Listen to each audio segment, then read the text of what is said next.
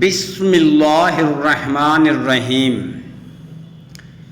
ایک نوجوان سے ہمیشہ مسک اور عنبر کی خوشبو مہکتی رہتی تھی، تو اس کے کسی ملنے والے نے اس سے کہا کہ آپ ہمیشہ اتنی عمدہ بہترین خوشبو لگائے رہتے ہیں، اس میں کتنا پیسہ بلا وجہ خرچ کرتے رہتے ہیں؟ تو اس نوجوان نے جواب دیا کہ میں نے زندگی میں کوئی خوشبو نہیں خریدی اور نہ ہی کوئی خوشبو کبھی لگائی۔ تو ملنے والے نے کہا، تو پھر یہ خوشبو کہاں سے اور کیسے مہکتی ہے؟ تو نوجوان نے کہا کہ یہ ایک راز ہے جو بتلانے کا نہیں ہے۔ ساحل نے کہا کہ آپ بتلا دیجئے، شاید اس سے ہم کو بھی فائدہ ہوگا۔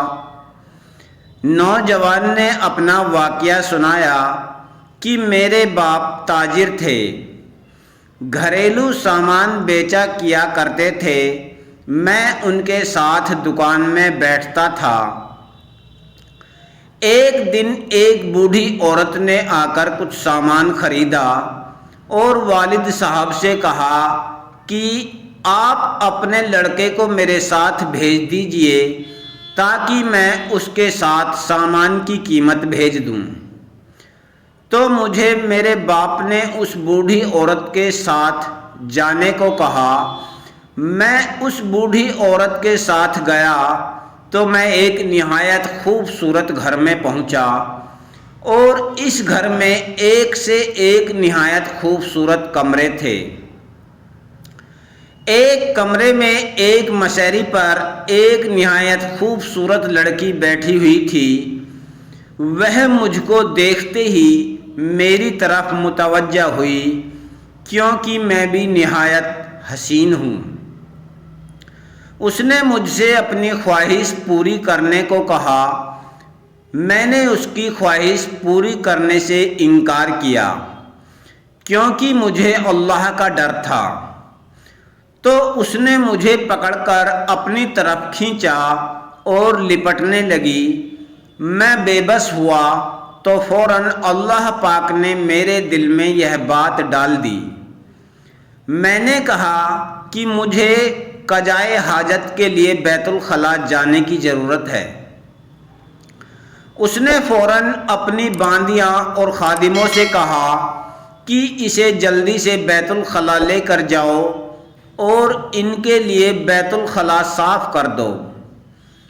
میں نے بیت الخلاء میں داخل ہو کر خود اجاوت کر کے اپنی نجاست کو اپنے بدن اور کپڑوں پر مل لیا، اور اسی حالت میں باہر آیا۔